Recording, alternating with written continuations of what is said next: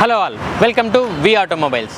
First of all మీ అందరికీ తెలుగు నూతన సంవత్సర శుభాకాంక్షలు. హోప్ ఈ సంవత్సరం అందరికీ చాలా బాగుండాలని. ఈ రోజు అయితే మీకు రాయల్ ఎన్ఫీల్డ్ రివ్యూ తోటి వచ్చేసాను. ఇక్కడైతే నేను కుకట్పల్లి హెడ్వే రాయల్ ఎన్ఫీల్డ్ షోరూమ్కి అయితే వచ్చేసాను. ఇవాళ మనం ముఖ్యంగా రెండు వెహికల్స్ చూద్దాము. రాయల్ ఎన్ఫీల్డ్లో రీసెంట్గా రిలీజ్ చేసిన క్లాసిక్ ఎడిషన్లో టాప్ ఎండ్లో 350cc ఇంజిన్ ఒకటి, 650cc ఇంజిన్ ఒకటి అయితే మీరు ఇక్కడ చూడొచ్చు. ఇదైతే ప్రస్తుతానికి 350cc ఇంజిన్. అయితే ఈ రెండు వెహికల్స్ డెమో వెహికల్స్ కాబట్టి ఇంకా లోపలే ఉన్నాయి. లోపలికి వెళ్ళి షోరూంలో మీకు డీటెయిల్గా ఏంటి దాని ఫీచర్స్ ఏంటి అనేది మీకు ఎక్స్ప్లెయిన్ చేస్తాను.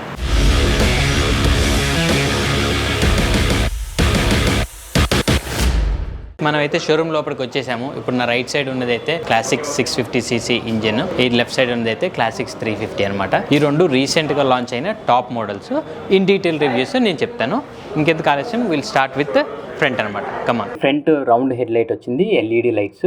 ఇది మధ్యలో మనకి లోగో కనబడుతుంది రాయల్ ఎన్ఫీల్డ్ అని. అండ్ సైడ్ ఇండికేటర్ వచ్చి నార్మల్ లైట్ ఇచ్చారు, ఎల్ఈడి అయితే ఇవ్వలేదు. ఫ్రంట్ సస్పెన్షన్ చూసుకున్నట్టయితే 41mm టెలిస్కోపిక్ సస్పెన్షన్ ఇచ్చారు. అండ్ టైర్ వచ్చేసరికి మనకి 100/90 అండ్ R19 ఇచ్చారు. ఇక్కడ మనకి ఫ్రంట్ 300mm డిస్క్ వచ్చింది, డ్యూయల్ ఏబిఎస్ స్టాండర్డ్స్ ప్రకారం. 650cc ఇంజిన్ కాబట్టి ఇక్కడ మనకి ఎయిర్ అండ్ ఆయిల్ కూల్డ్ ఇచ్చారన్నమాట. ఈ cooling system oil cooling system కాబట్టి ఇక్కడ మనకి ఇచ్చారు. పర్టికులర్ గా మనకి ఇంజన్ వరకు వచ్చేసరికి ఇది 648cc ఇంజన్ అండి. ట్విన్ సిలిండర్ వచ్చింది. ఈ సిలిండర్ కి సపరేట్ సైలెన్సర్ అయితే అటాచ్ అయింది. ట్విన్ సైలెన్సర్స్ వస్తాయి మనకి. దీనికి అప్రాక్సిమేట్ పవర్ వచ్చి 47 PS అండ్ టార్క్ వచ్చి 52 Nm అనమాట. అండ్ బ్యాక్ సస్పెన్షన్ వచ్చి మనకి ట్విన్ షాక్ అబ్జార్వర్స్ ఇచ్చారు. అండ్ బ్యాక్ డిస్క్ ఏమో 270 mm. టైర్ వర్క్ వచ్చేసరికి 130/70 అండ్ R18 ఇచ్చారు. అండ్ ఇక్కడ మనకి 3 స్పీడోమీటర్స్ కనబడుతున్నాయి కదా. ఇది ఫస్ట్ అయితే ఎన్లాగ్ అనమాట. ఇందులో మనం ఎంత స్పీడ్ వెళ్తున్నాము అనేది ఇండికేట్ చేస్తుంది. అండ్ న్యూట్రల్, మన ఆయిల్ ఎంత ఉంది అండ్ అదర్ నోటిఫికేషన్స్ అన్ని. ఇక్కడ ఈ రైట్ సైడ్ వచ్చేసరికి దీన్ని మన ట్రిప్ నావిగేటర్ పాడ్ అంటారు. అండ్ మనం బైక్ ని కనెక్ట్ చేసుకోవచ్చు మన మొబైల్ కి. అండ్ ఇది వచ్చేసి మనకి ఇక్కడ ఫ్యూయల్, ట్రిప్ 1, ట్రిప్ 2, ట్రిప్ 3 ఎన్ని కిలోమీటర్స్ తిరిగింది అనేది చూపిస్తుంది. ఇది మనకి పైలట్ ల్యాంప్స్ వచ్చేసరికి వైట్ ఎల్ఈడి ఇచ్చారు. ఇది వరకు వేరే కలర్ లో ఉండేవి. ఇక్కడ మనం చూస్తున్నాము రాయల్ ఎన్ఫీల్డ్ అని చెప్పేసి నీట్ గా లోగో ఇచ్చారు హ్యాండిల్ బార్ కి. ఎక్కడికక్కడ బ్రాండింగ్ అయితే ఎక్కడ తగ్గలేదు. ఇటు లెఫ్ట్ సైడ్ మనకి high beam, low beam and indicators వచ్చినాయి. అండ్ రైట్ సైడ్ ఏమో మనకి ఇది engine on and of self start button right side వచ్చింది. అండ్ కింద ఏమో మనకి హెజార్డ్ లైట్ ఇవ్వడం జరిగింది. ఇక్కడ మనకి లివర్ అడ్జస్ట్మెంట్ మీరు చూస్తున్నారు. ఇటు రెండు క్లచ్ అండ్ బ్రేక్ కి రెండు లివర్స్ కి అడ్జస్ట్మెంట్ ఇచ్చారు.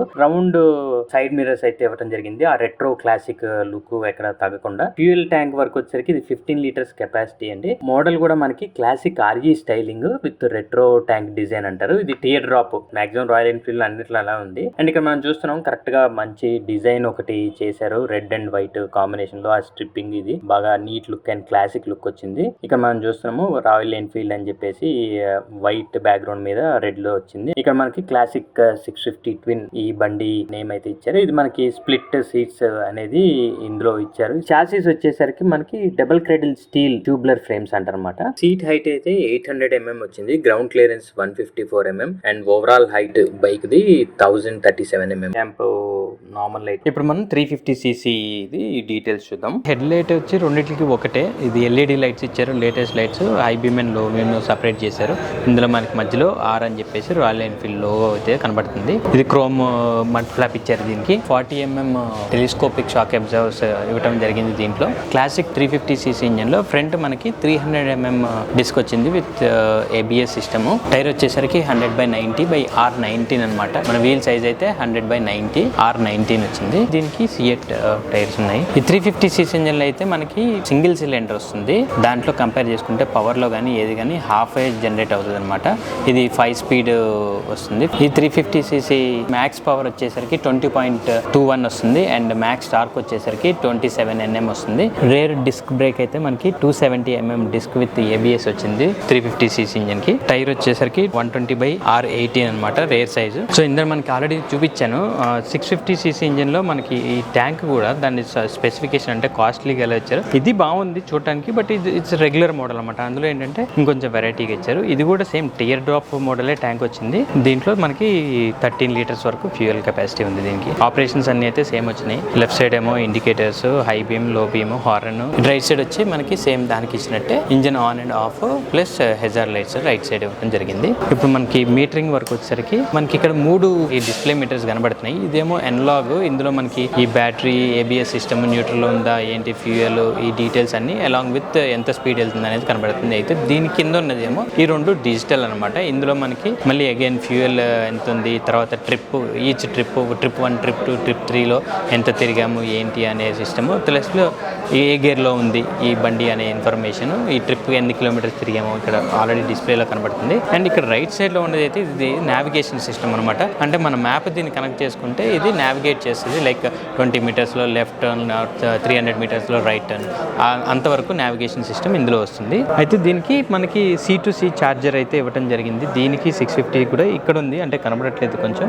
ఇది USB పోర్ట్ కాదు, ఇది C2C ఛార్జింగ్ పోర్ట్ అయితే ఇవ్వడం జరిగింది. దీనికి 650కి రెండింటికి కూడా C2C ఛార్జింగ్ అయితే ఇచ్చారు. మనకి 650లో చూసుకుంటే మనకి స్టిక్కరింగ్ అనేది ఇవ్వడం జరిగింది. ఒక సపరేట్ బ్యాడ్జింగ్ లాగా వచ్చిందనమాట, రాయల్ ఎన్ఫీల్డ్ అని చెప్పేసి. ట్యాంక్కి ఇటు సైడ్ బోత్ సైడ్స్ ఇవ్వడం జరిగింది. 350లో మనకి ఇక్కడ బ్యాడ్జింగ్ అనేది ఏం లేదు. అదే మనం 650లో కనుక చూస్తే కనుక ఇక్కడ బ్యాడ్జింగ్ వస్తుంది, రాయల్ ఎన్ఫీల్డ్ అని చెప్పేసి.